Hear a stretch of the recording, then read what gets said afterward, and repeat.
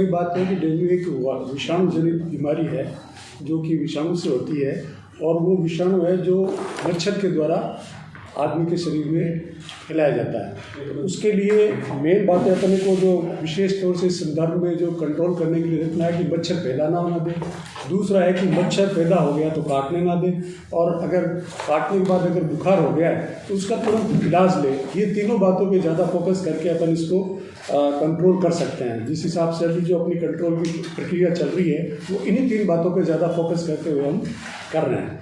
इसमें विशेष तौर से जो अपना मच्छर पैदा न होने दें उसके लिए सभी से आग्रह रहता है, आमजन से भी आग्रह है और सभी से आप लोगों से भी है कि ज़्यादा से ज़्यादा लोगों को ये जानकारी दें कि घर के आसपास पानी इकट्ठा ना होने दें। इकट्ठा हो गया तो उसको मिट्टी से भरवा दें।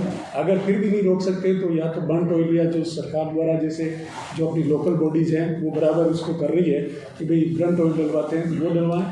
प्लस अगर पीने वाला या पशु को पीने वाला पानी हो उसमें टैनिक फोर्स डलवाते हैं। वो सारी बातें अपने को ये पानी के लिए विशेष तौर से एक अभी विशेष अभियान 2 अक्टूबर से लेकर के और आज दिनांक तक टोटल 103 कैंप आयोजित किए गए हमारे द्वारा। तो उसमें टोटल जो उपचारित जो हमारी जो संख्या है वो करीब 12,400 के करीब है। और इसमें जो एक्टिविटी जो रहती है कैंपों में, हमारा जो डिपार्टमेंट है उसमें क्या क्या गतिविधियाँ रहती है, इसमें सबसे ज़्यादा स्पेशली रहता है एक तो ओपीडी सेवा हमारी, दूसरा एनसीडी यानी 30 साल से उम्र के ज़्यादा के जो व्यक्ति हैं उनका हमें बीपी, शुगर और कैंसर उनको उनकी स्क्रीनिंग करना। तो ये एक चीज़ रहती है। इससे पहले जो प्रशासन गांव के संग और शहरों के संग है उससे 2 दिन पहले प्री फेज जो एक्टिविटियां होती हैं हमारी, उसमें एंटी लार्वल एक्टिविटी के दौरान हमारी जो टीमें बनाई गई है वो टीमें घर घर जा कर के सर्वे करती है, डोर टू डोर। और डेंगू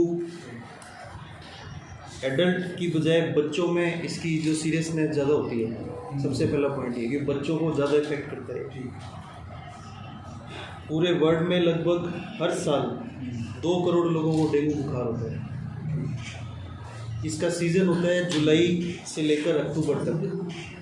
तो जुलाई, अगस्त, सितंबर, अक्टूबर ये 4 महीने ये सीजनल होते हैं। बारिश के बाद में डेंगू फीवर आता ही आता है। मच्छर काटने के 3 से 5 दिन के भीतर डेंगू के लक्षण अपने को डेंगू के लक्षण मरीज में आने लग जाते हैं। जैसे ही मच्छर काटेगा, मच्छर के 3 से 5 दिन में उसको बुखार या कोई भी लक्षण आना शुरू हो जाएगा। 3 तरीके का बुखार होता है, classical dengue fever, dengue haemorrhagic fever और डेंगू शॉक सिंड्रोम। अधिकतर केसेस क्लासिकल डेंगू बुखार के होते हैं। मतलब अपने जो डेंगू से घबरा रहे हैं तो mostly cases dengue classical fever के होते हैं, जिसमें ठंड लगने के साथ बुखार चढ़ता है, मांसपेशियों और जोड़ों में दर्द होता है, आँखों के पीछे और आँखों को दबाने पर दर्द महसूस होता है, कमजोरी लगती है, जी मिचलाता है, भूख में कमी हो जाती है, मुंह का टेस्ट खराब हो जाता है, गले में दर्द हो जाता है, गले में हल्का हल्का दर्द शुरू हो जाता है, रोगी बहुत ही कमज़ोर महसूस करता है और कभी कभी उसके स्किन पर छोटे छोटे रैशेज शुरू हो जाते हैं, छोटे छोटे लाल लाल दाने हो जाते हैं। ये कंडीशन 5 से 7 दिन तक रहती है और अधिकतर मामलों में 5 से 7 दिन के अंदर अंदर वो व्यक्ति ठीक हो जाता है। तो इसमें घबराने की आवश्यकता नहीं होती, क्योंकि अधिकतर केसेस क्लासिकल डेंगू फीवर के होते हैं जो कि घर पर रहने से ही ठीक हो जाते हैं। 2 कंडीशन जो डेंगू हेमोरेजिक फीवर और डेंगू शॉक सिंड्रोम है, ये थोड़ी सीरियस कंडीशन होती है, लेकिन इनसे भी घबराने की ज़रूरत नहीं है कि कुछ लक्षण जो अगर अपने को पता लग रहे हैं कि ये लक्षण है तो उस व्यक्ति को अपन एडमिट कर सकते हैं। और अभी जो केसेस निकल के आ रहे हैं उन केसेस में चूँकि अभी हमारे डिप्टी CMO साहब ने बताया कि घबराने की ज़रूरत नहीं है, प्लेटलेट से घबराने की आवश्यकता नहीं होती। हम डेंगू को प्लेटलेट्स के हिसाब से पहचानते हैं, ऐसा नहीं है। व्यक्ति को प्लेटलेट की आवश्यकता पड़ती है जब लगभग 10,000 से नीचे प्लेटलेट्स हो जाती है। ये एक मोटा मोटा फिगर है। उसके अलावा अगर अल्ट्रासाउंड की फाइंडिंग आ रही है, जैसे डेंगू में क्लासिकल फाइंडिंग आती है, उसके लीवर के अंदर सूजन आ जाती है, लीवर में गाल ब्लैडर के अंदर सूजन आ रही है, या पेट के अंदर पानी भरना शुरू हो गया है, या लंग्स के अंदर पानी भरना शुरू हो गया है, तो उसको इमीडिएट प्लेटलेट्स की आवश्यकता है, उसको भर्ती करने की आवश्यकता है। उसके अलावा बाकी सभी मरीज अधिकतर घर पर आराम करने से प्रॉपर फ्लूइड दे दें तो वो मरीज़ ठीक हो सकता है। तो इसके लिए अपने को घबराने की आवश्यकता नहीं है।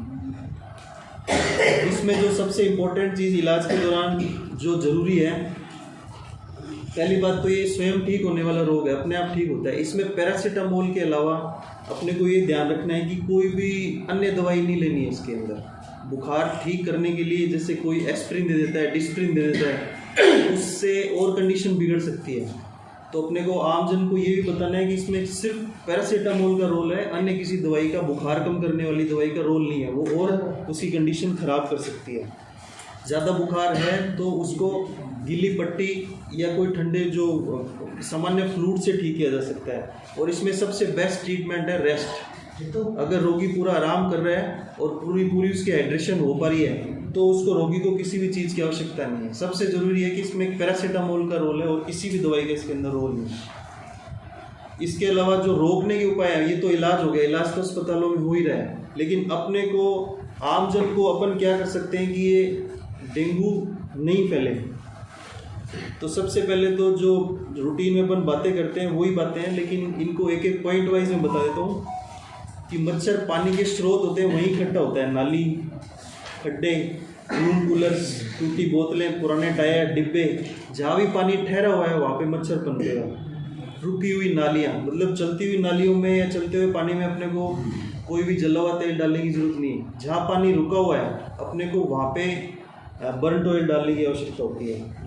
अगर घर में कोई रूम कूलर या पानी की टंकी अपन खाली नहीं कर सकते हैं और आसपास का एरिया अपने घर का एरिया, अधिकतर केसेस जैसे हम लोगों ने विजिट किए हैं, तो जहाँ भी केस निकले हैं या जहाँ पर कोई इमरजेंसी हुई है उसमें उस पर्टिकुलर उस घर में लार्वा होने की बजाय उसके आसपास के घरों में लार्वा था। तो ये भी ध्यान देने की ज़रूरत है कि अपने अपना घर का तो ध्यान रखें, प्लस अपने 100 मीटर की टेरिटरी में जो भी घर है या जो एरिया है उसमें भी अपने देखें कि लार्वा ना पनपे। और लार्वा घरों की बजाय अपने आसपास सफाई भी रखनी होती है, क्योंकि छोटी छोटी झाड़ियाँ जो होती हैं, छोटी छोटी झाड़ियाँ अपने शाम को गेट खोल देते हैं तो छोटी छोटी उन झाड़ियों में मच्छर रेस्ट करते हैं। तो अपने आसपास 100 मीटर की रेंज में भी अपने को सफाई रखनी है।